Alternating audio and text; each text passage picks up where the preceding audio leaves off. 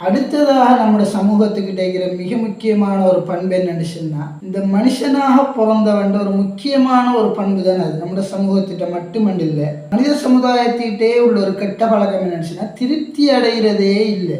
எந்த ஒரு விஷயத்தை எடுத்துக்கொண்டாலும் திருப்தி அடைகிறங்கிற ஒரு விஷயமே இல்லை நம்ம ஆட்கள்கிட்ட. மேக்சிமம் அல்லாஹ் நாடிய ஒரு சில ஆட்களை தவிர நாம் ஒன்றை நன்றாக விளங்கணும் சகோதரர்களே.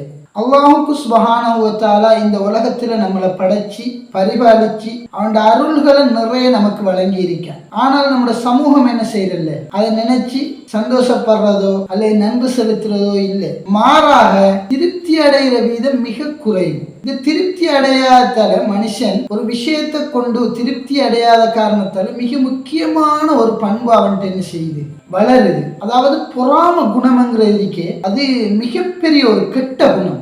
அந்த குணம் ஒரு மனுஷன் திருப்தி அடையாத காரணத்தால் அவன்கிட்ட உள்ள விஷயங்களை கொண்டு திருப்தி அடையாத காரணத்தால தான் அது மேக்சிமம் வருகிறது. உதாரணமாக நம்ம பார்ப்போமே சொன்னா, ஒரு மனுஷன் என்ன செய்யறான், இப்ப இருக்கிறாக்களுக்கு ஒரு நோய் மாதிரி. அது இப்ப இருக்கிறாக்கள் அதிகமாக ஆண் இளைஞர்களாக இருக்கலாம், பெண் யுவதிகளாக இருக்கலாம், எல்லாருக்கும் இப்ப என்னன்னு சொன்னால் அழகுல ஒரு மோகம், அழகுல மோகம். இப்ப இருக்கிற பொடியம்மார பாருங்க, சுபஹானல்லாஹ், கிரீம் போட்டுக்கிற வெள்ளையாகிறதுக்கு ஆம்பளை பிள்ளைகள் கிரீம் போட்டு திட்டுறாங்க. அந்த அளவுக்கு இப்ப சிச்சுவேஷன் மாறுவைக்கு. அழகுல என்ன மோகம், மற்றவனை போல நான் என்ன செய்யணும், வெள்ளையா இருக்கணும், நல்ல கலர்ஸா இருக்கணும், அப்படி இருக்கணும், இப்படி இருக்கணும்னு சொல்லி போட்டு மற்றவனை பார்த்து அவனுக்கிட்ட அல்லாஹ் ஒரு விஷயத்தை கொடுத்திருக்கானேன்னு சொல்லி திருப்தி அடையிறதில்ல. அதை விட்டுட்டு மற்றவனை பார்த்து கொப்பி அடிக்கிறது. அது போன்ற பெண்கள் எடுத்து பாருங்க, பெண்கள் எதை பார்த்து அவங்களோட வாழ்க்கையை ஆக்கி கொள்றாங்கன்னு சொன்னால், வேறு ஒருவரை பார்த்து வேறு ஒரு பெண் என்ன செஞ்சா, அப்படி போட்டா அது நல்லா இருந்துச்சு, நான் அதுல பார்த்தேன் நல்லா இருந்துச்சு, அப்படி இருந்துச்சு, இப்படி இருந்துச்சுன்னு சொல்லித்தான் என்ன செய்யறாங்க. அவங்களோட உடம்புல உள்ள அழகு விஷயங்களாக இருக்கட்டும், ஆடை விஷயங்களாக இருக்கட்டும், அவங்க என்ன செய்யறாங்க, இதுகளைத்தான் செய்யறாங்க. அது போன்றோ இதால என்ன இப்ப எந்த அளவுக்கு சொன்னால், இப்படி இந்த அழகுல போய் போய் போய் போய் மனுஷன் எந்த அளவுக்கு போய்த்தான்னு சொன்னா, தண்ட உடம்பு எக்கேடு கட்டு போனாலும் பிரச்சனை இல்லை. இந்த கிரீம் பாவிக்கிறதால, இந்த ஆடை உடுக்கிறதால யாரு என்ன சொன்னாலும் பரவாயில்லை, நான் என்ன செய்யணும், அவனை போல இருக்கணும், அவனை போல வாழணும் என்று சொல்லி மனுஷன் அதுக்கு பின்னால அலைஞ்சிடுறான். அது போல பொருளாதார விஷயங்கள் சுபஹானல்லாஹ் எடுத்து நோக்கினோம்னு சொன்னா, ஒவ்வொருத்தரும் நம்மளோட முஸ்லீம் சமூகத்துல பாத்தீங்கன்னு சொன்னா, தற்காலத்துல ஒருத்தன் மாடி வீடு கட்டினா போதும், அவனுக்கு பின்னால என்ன செய்யற, அவனை மாதிரி நான் கட்டியே ஆகணும். என்ற குடும்பத்துல ஒரு ஆள் என்ன செஞ்சிட்டார், ஒரு நல்ல நிலையில் ஒரு பெரிய ஊட கட்டுறாரு சொன்னால் அதை பின்னாலே என்ன செய்யற, அவன் கட்டிட்டானா நானும் கட்டணும். இப்படித்தான் போயிட்டு இருக்கு நம்மளோட வாழ்க்கைகள். சுபஹானல்லாஹ், வேலைத்தளங்கள் எடுத்து பாருங்க, வேலைத்தளத்துல ஒருத்தன் ஒரு 10,000 சம்பளம் கூடிய எடுத்துட்டான்னு சொன்னா போதும், எப்படி அவனோட சம்பளத்தை குறைக்கிற, எப்படி அவனோட சம்பளத்துக்கு போற என்று ஒரு பொறாமை குணம். அது போன்று ஒரு புள்ள OLA பாஸ் ஆயிட்டு சொன்னா போதும், நம்மளோட பிள்ளைக்கு இங்க ஊட்டு என்ன செய்யலாம். ஒரு நல்ல நோக்கத்துல படிப்பிச்சா வேற விஷயம், அந்த பொடியன் படிக்க அவனை போல நம்ம படிக்கணும் ரெண்டு சொல்லி படிக்கிற வேற விஷயம். ஆனால்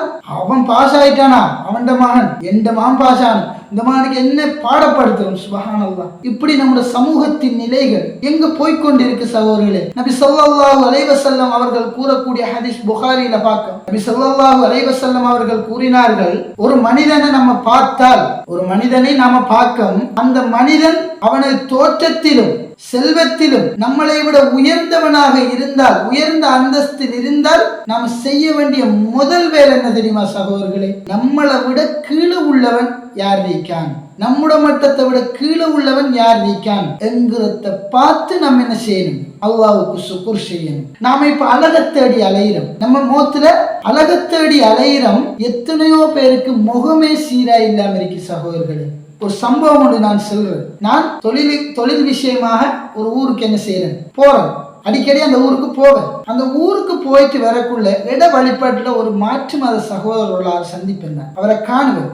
பெஸ்டாக அந்த சகோதரரை நான் கண்ட போது அவரோட முகம் சுபஹானல்லாஹ் ஒரு விகாரமான ஒரு முகமாக இருந்துச்சு. செல்லுவாங்க, இந்த இதயத்துல ஊசல குத்தின ஒரு ஃபீலிங். அவரை கண்டோன்னு எனக்கு அந்த ஃபீலிங் தான் வந்துச்சு. அந்த அளவுக்கு பார்ப்பதற்கு ஒரு அகோரமாக இருந்தார். அவரும் மனுஷன் தானே. அவரெல்லாம் வச்சு பார்க்கக்குள்ள அல்லாஹ் நம்மளை எந்த அளவு ஒரு நல்ல நிலைமையில வச்சிருக்கான் என்று சொல்லி நாம ஷுக்ர் செய்யணும் சகோதரர்களே. ஆனால் நம்ம மேலைக்கிறாக்களை தான் பார்க்க அல்லாஹ் சுப்ஹானஹு வ தஆலா சொல்றான், செல்வத்தில நம்மளை விட உயர்ந்தவனை பார்த்தா நம்ம கீழே உள்ளவனை பார்க்கணும் என்று சொல்லி நம்ம எல்லாம் பார்க்கவில்லை. நம்ம என்ன செய்யறோம்? அப்சியார் ரோடு, நம்ம கல்லூட்டில் இருப்போம். ஆனா அப்சியார் ரோட்ல இருக்கிறவனை தான் நாம யோசிப்போம். நாம என்ன செய்வோம்? பைக்கில் போவோம். ஆனா என்ன செய்வோம்? மோட் பைக்கில் போறவனை பத்தி யோசிப்போம். சுப்ஹானல்லாஹ், எத்தனையோ பேர் கால் கை இழந்து போறாங்க. கால் இல்லாதவர்கள், கை இல்லாதவர்கள், கண் இல்லாதவர்கள். அல்லாஹ் நமக்கு இதெல்லாம் தந்திருக்கானே என்று சொல்லி நம்ம என்ன செய்யணும்? நம்ம அல்லாஹ்வுக்கு சுக்ர் செய்யணும். அதை விடுத்து நாம் என்ன செய்யறோம்? போதுமாக்கி கொள்ற, திருப்தி அடைகிற ஒரு மனப்பான்மைங்கிற ஒன்றே இல்லை நம்ம சமூகத்துக்கிட்ட. அது அறிஞ்சு அறிஞ்சு எந்த அளவுக்கு வந்துச்சுன்னா இப்ப அறவே இல்லைங்கிற ஒரு நிலைமைக்கு வந்துட்டு சகோதரர்களே. அல்லாஹ்வுக்கு சுப்ஹானஹு வ தஆலா எமக்கு பல்வேறுபட்ட அருட்கொடைகளை வழங்கி இருக்கிறார். நீங்கள் பார்த்தால் தெரியும், இந்த இடத்துல இருக்கிற எல்லாரும் என்ன செய்யறோம்? நல்ல ஒரு சீரும் சிறப்புமாக வாழ்ந்து கொண்டிருக்கும். எத்தனையோ பேர் கால்களை இழந்தவர்களாக, கண்களை இழந்தவர்களாக. அவர்களிடம் போய் கேட்டு பாருங்க, அவர்களிடம் போய் அந்த நிலைமையை கேட்டு பாருங்க. ஆனால் அல்லாஹ் இதெல்லாம் தந்திருந்தான்னு நமக்கு எவ்வளவு நாம சுக்ர் செய்யணும். இது திருப்தி அடையாத காரணத்தால மனுஷன் அல்லாஹ் வழங்கிய விஷயத்தை கொண்டு திருப்தி அடைய அமைக்கிற காலத்தால அவனுக்கு மறுமையிலேயும் என்ன செய்தி? மறுமையிலேயும் பாவங்களும் அந்த நரகமும் என்ன செய்யும்? வந்து சேரும். அதே போன்று இந்த இம்மையிலேயும் இந்த உலகத்திலேயும் என்ன செய்யும்? அவனுக்கு ஒரு கெட்ட விஷயம்தான் வரும். உதாரணமாக எடுத்து நோக்குங்க, நம்ம ஒருத்தனை நினைச்சு என்ன செய்வோம்? அவன் நிம்மதியா தூங்குவான். வீட்டுல நல்ல ஒரு ஊட்டை கட்டிட்டு, பெரிய ஊடை கட்டிட்டு, நல்ல ஒரு வாகனம் ஓடுறவன் ஆயிருந்தால் அவன் தூங்கிடுவான். ஆனால் அவனை நினைச்சு அவனை போல நம்ம உழைக்கணும், அவனை போல ஊடு கட்டணும், என்ன செய்யலாம், அது செய்யலாம், இது செய்யலாம், அவனோட வாழ்க்கையை எப்படி கீழறக்கலாம் இப்படின்னு சொல்லி நாமும் உலகத்துல நிம்மதி இல்லாம இருப்போம். ஆனா அவன் என்ன செஞ்சிருவான்? நிம்மதியாக தூங்குவான். இப்படி உலகத்திலேயும் கேடு. அதுபோன்று இதன் மூலமாக நமக்கு பொறாமைங்கிற குணம் வந்து அந்த பொறாமை நம்ம நரகத்தில் தள்ளக்கூடிய ஒரு நிலைக்கு வரும் இல்லையா சகோதரர்களே? எனவே அன்பான சகோதரர்களே, அல்லாஹ்வின் நல்லடியார்களே, ஒன்றை நன்றாக விளங்க வேண்டும். இந்த உலகத்தில் அல்லாஹ் தந்திருக்கக்கூடிய அருட்கொடைகள் நமக்கு ஏராளம். அதை எண்ணி கணக்கெடுக்கவே முடியாது என்று அல்லாஹ் சுப்ஹானஹு வ தஆலா குர்ஆனில் கூறுகின்றார். எனவே அன்பான சகோதரர்களே, அல்லாஹ்வின் நல்லடியார்களே, அல்லாஹ் தந்திருக்கக்கூடிய அருட்கொடைகளை வைத்து நாம் போதுமாக்கி கொண்டு வாழக்கூடியவர்களாக இருப்போமாக.